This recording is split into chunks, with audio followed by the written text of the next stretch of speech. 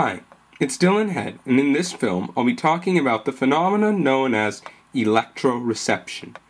Electroreception is a sense, like hearing, smell, or sight, not present in humans but found in certain animals. Electroreception is the ability to detect electric charges in fields. Most electroreceptive animals are fish, but the duck-billed platypus is also an electroreceptor. Electroreceptors are usually water-dwelling because water, unlike air, is a good conductor of electricity. Or, to be more precise, ionic compounds dissolved in water are good conductors of electricity. Electroreception is carried out using a special organ called, fittingly, an electroreceptor. The forms of electroreceptor can vary greatly from species to species, and many are poorly understood. Thus I'll show you an example of a famous type of electroreceptor so that you can get an idea how some of them might work. This famous electroreceptor is called an ampulla of Lorenzini and is found on sharks and rays. These electroreceptors take the form of small pores, usually found on the fish's snout. The ampullae consists of a chamber containing receptor cells and a gel-filled canal leading to the pore on the skin.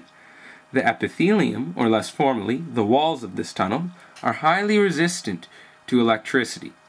The receptor cells are connected to the nerves using a chemical related to glutamic acid, which is an amino acid that causes the flavor of savory foods. The chemical that's used is L-glutamate, which is, you can see how it's related to glutamic acid here.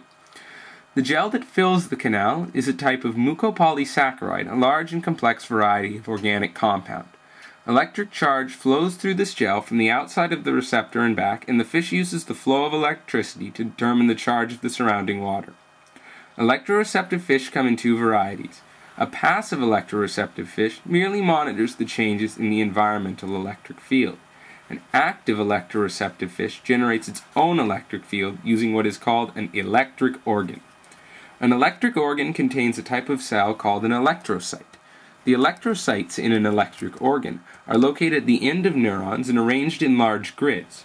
When not activated, the electrocytes will be similar to other animal cells, having a small negative charge due to the constant flow of positive sodium, potassium ions from the cells, produced as byproducts of the cell's natural processes. When activated, the neurons cause the charge of cells to become less negative, though not positive. This change does not occur instantaneously. It begins at the side of the electrocyte cell closest to the nerve and then moves across it.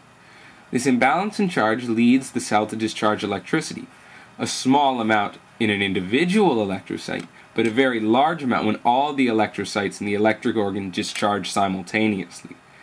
Facilitating electroreception is not the only use for an electric organ. Fishes such as electric eels use electricity to kill prey.